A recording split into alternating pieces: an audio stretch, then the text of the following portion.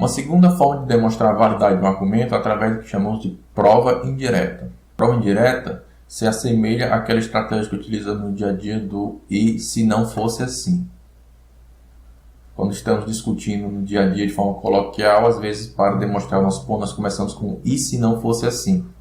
E nós supomos que não é daquele jeito para mostrar que seria uma contradição, que seria um absurdo. E a prova direta funciona nesse sentido. Na prova indireta, ou por redução ao absurdo, supomos que a conclusão é falsa, e então aplicamos as leis da lógica sobre as hipóteses e a negação da conclusão, até atingir uma contradição.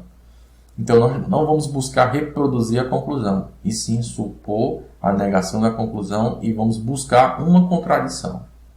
E a contradição surge sempre na forma de uma coisa é e não é ao mesmo tempo. Por exemplo, esse argumento, hipótese 1, B ou C, implica em B e A. Hipótese 2, não B. Conclusão, não C. B ou C implica em B e A. Se B for falso, então C é falso. Na prova indireta, o primeiro passo é negar a conclusão. No caso aqui, a nossa conclusão é não sei. Então, eu vou negar a conclusão, eu tenho não sei. E eu vou chamar isso aqui de hipótese para redução ao absurdo. A linha 2 vai ser a dupla negação da linha 1. Então, eu tenho não sei é equivalente a C. Linha 1, dupla negação. Se eu tenho C, eu tenho C ou o que eu quiser. No caso aqui, C ou B, por adição. Por que eu quero C ou B? Porque eu quero chegar nesse primeiro parêntese aqui. Então, se eu tenho C ou B por adição, um passo que não é necessário, eu fiz a lei comutativa só para deixar exatamente igual aqui, B ou C. Mas não seria necessário.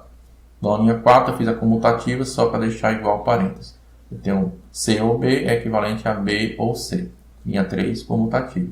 Agora se eu tenho B ou C e B ou C implica em B e em A, eu tenho B e A. E o nome dessa regra é modus ponens. Então, linha 5 é B e A.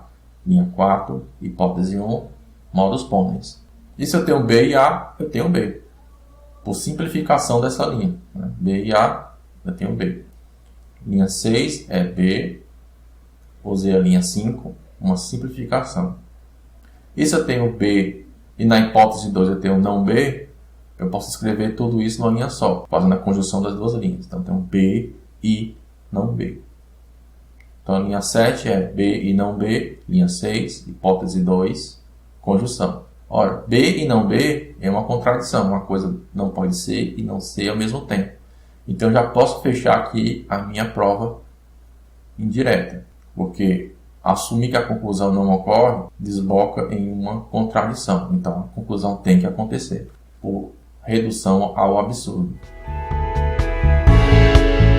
Mais um exemplo de prova indireta. Hipótese 1, A ou B. Hipótese 2, não B ou C. Conclusão, A ou C. Seguindo o nosso protocolo, o primeiro passo é negar a conclusão. Então, linha 1, não é verdade que A ou C. Hipótese para redução ao absurdo. Aqui, posso aplicar De Morgan, não A e não C. Linha 1, De Morgan. Se eu tenho não A e não C, eu posso, por simplificação, ter não A. Linha 2, simplificação. E também, por simplificação da linha 2, eu tenho não C. Ora, se temos não A e A ou B, se esse aqui falhou, só pode ser o B. Então, B é verdadeiro. Então, linha 5, B, usei a linha 3, a hipótese 1, e o nome dessa lei se chama silogismo disjuntivo. Então, a linha 5 é B, 3, hipótese 1, silogismo disjuntivo.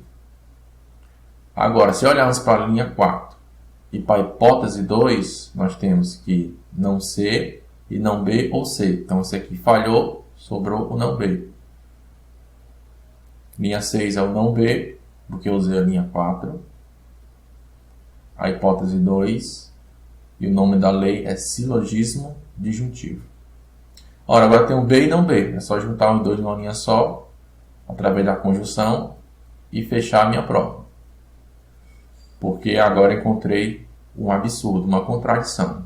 Uma coisa não pode ser e não ser ao mesmo tempo. Então, essa suposição aqui só pode ser falsa. Então, a conclusão é verdadeira. Então, está provado por redução ao absurdo. Uma observação. Na demonstração de validade, não precisamos nos preocupar se a lei que estamos utilizando é uma lei de equivalência uma lei de implicação, porque um argumento é sempre uma implicação, sempre as hipóteses implicam na conclusão. Então, estamos livres para utilizar leis de implicação, como no caso aqui eu usei a simplificação. Já no raciocínio dedutivo, nós temos que tomar cuidado com que tipo de lei nós devemos utilizar. Por exemplo, nesse exemplo, nós teríamos que provar uma equivalência. Então, nós estamos restritos a apenas utilizar leis de equivalência. No caso aqui, eu não poderia usar uma simplificação ou uma adição, por exemplo.